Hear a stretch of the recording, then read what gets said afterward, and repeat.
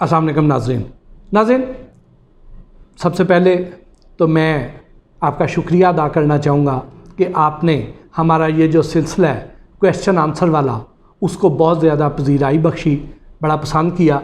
तो हम उसी सिलसिले के अगले वीलॉग में दाखिल होते हैं। तो एक सवाल जो बहुत ज़्यादा लोग करते हैं कि आप ब्रांड का नाम क्यों नहीं लेते।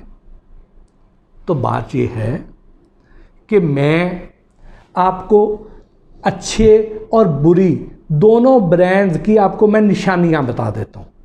अब मेरा मसला ये है कि अगर मैं ये बताऊं कि फ़लाँ ब्रांड अच्छा है तो आप यकीन करें कि बहुत से लोग ऐसे हैं जिन्हें मेरे से बहुत ज़्यादा तकलीफ़ है और उनका बस नहीं चल रहा कि मेरी कोई बात उनके हाथ आए और वो मुझे मसल के रख दे। तो मैं अगर किसी ब्रांड की तारीफ़ करूँगा, मेरिट पे करूँगा, पूरी ईमानदारी से करूँगा, लेकिन वो नीचे कमेंट्स में आके ये कहेंगे कि पट्टी साहब ने पैसे फाड़ लेने। तो ये वजह है कि जिसकी वजह से मैं इन ब्रांड्स के नाम नहीं लेता। बदकिस्मती से यहाँ पे जो अच्छा काम कर रहा है उसको अगर हम अच्छा कहेंगे तो जो वो लोग जिनकी हमने गलत चीज़ें पकड़ी हुई हैं उनके हवारी ही नीचे आके कमेंट्स करेंगे कि पट्टी साहब जानबदारी से काम ले रहे हैं, पट्टी साहब ने इनसे पैसे लिए थे तो इस वजह से हमें ये बुरा कह रहे हैं।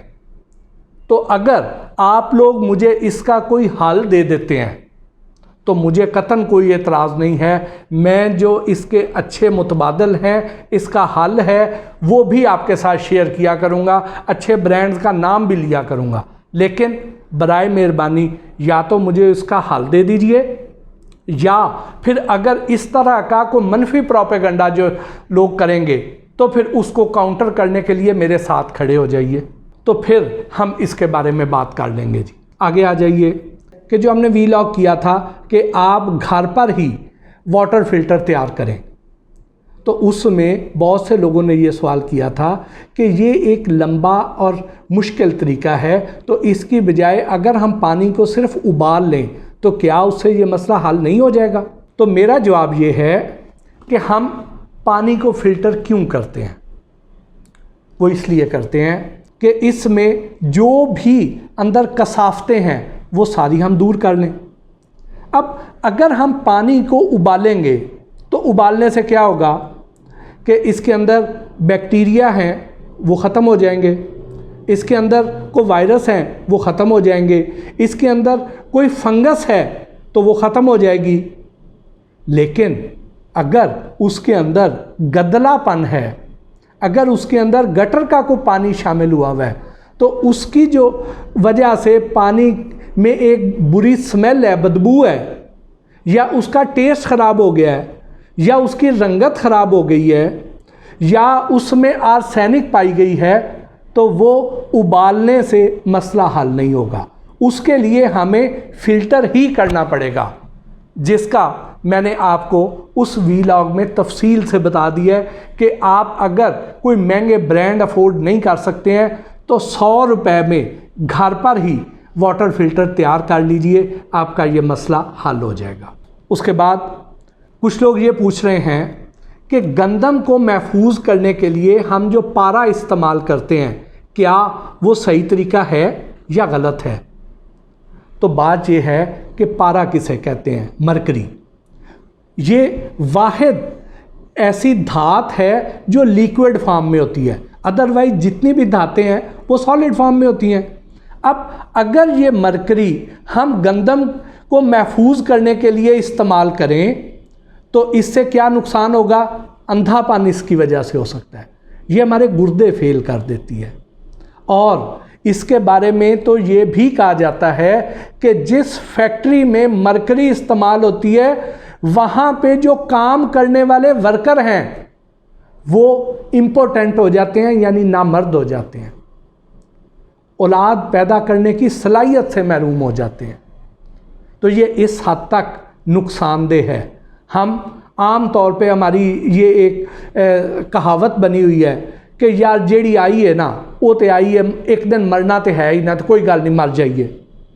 लेकिन हमारे जो फूड साइंटिस्ट हैं वो ये कहते हैं कि अगर आपने मरना ही है तो कम से कम आसान मौत मर जाइए, क्योंकि अगर मरकरी इस्तेमाल कर ली, ये पारा इस्तेमाल कर लिया, तो ये आपको तरसा तरसा के तड़पा तड़पा के मारेगा, इंतहाई तकलीफ दे मौत होगी। तो इसलिए खुदारा पारे को हरगिज़ गंदम को महफूज करने के लिए इस्तेमाल ना कीजिए। और इसके साथ ही एक सवाल ये भी है कि गंदम को महफूज करने के लिए हम जो गोलियां इस्तेमाल करते हैं, क्या वो दुरुस्त तरीका है या वो गलत है? क्योंकि यही गंदम की गोलियां खाकर ही बहुत से लोग खुदकुशी भी कर लेते हैं। तो अगर ये इतनी नुकसानदेह हैं तो हम गंदम में क्यों रखते हैं? तो उसका जवाब ये है कि वो जब खा लेते हैं, खा के वाकई ये इस हद तक नुकसानदेह है कि इसके बाद मौत वाकई हो जाती है। लेकिन गंदम वाले केस में ये होता है कि वो जो भड़ोला होता है, जो साइलोज होते हैं जिसमें हम गंदम स्टॉक करते हैं, उसके अंदर थोड़ा सा मॉइस्चर होता है, और उस मॉइस्चर की वजह से जब ये गंदम को हम स्टॉक करते हैं तो उनके अंदर कीड़े भी पैदा होते हैं, सुसरियाँ भी पैदा होती हैं, सुंडियाँ भी पैदा होती हैं। तो हम ये करते हैं कि उसको जैसे ही गंदम आती है तो थोड़ी सी गंदम अगले 2-3 महीने, क्योंकि गंदम आ जाती है हमारी अप्रैल के एंड पे आना शुरू होती है, और उसके बाद सितंबर तक हमारा जो मौसम है ये ऐसा मौसम है जिसमें गंदम में कीड़े पैदा होने के इम्कानात बहुत ज़्यादा होते हैं।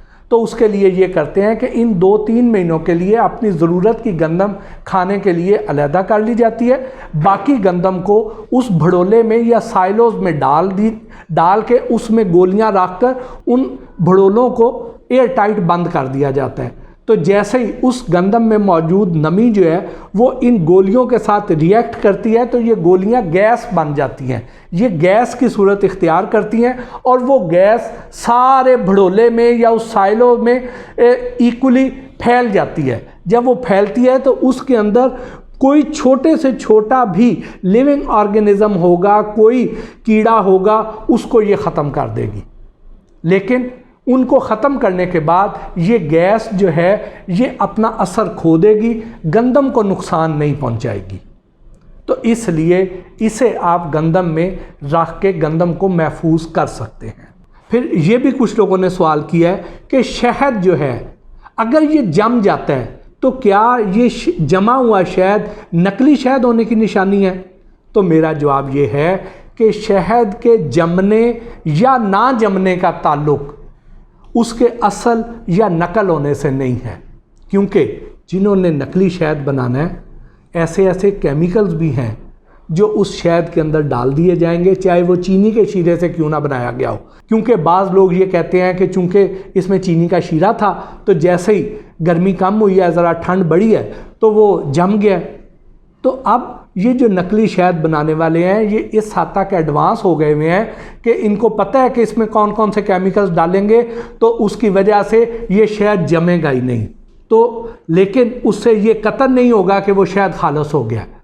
तो इसलिए ये याद रखिए कि अगर आपको कोई शख्स ये निशानी बताता है कि ये देख लें कि ये मेरा शहद आप फ्रिज में भी रख देंगे नहीं जम रहा तो ये शहद खालस है, तो इस बात की कतन कोई गारंटी नहीं है। बाकी जो शहद के खालस या नाखालस होने की निशानी है वो मैंने अपने वीलॉग्स में बता दी हुई हैं, आप उधर से उसको कंसल्ट कर सकते हैं। फिर एक सवाल ये आया कि चाय के लिए गुड़ ज़्यादा बेहतर है या चीनी ज़्यादा बेहतर है? तो मेरा जवाब ये है कि गुड़ ज़्यादा बेहतर है। अब उसके लिए आप सादा सा टेस्ट इस तरह कर लें कि चीनी पकड़ के तो एक फ्राइंग पैन में डाल दें, तवे पे डाल दें या किसी और बर्तन में रख के उसको गर्म करें।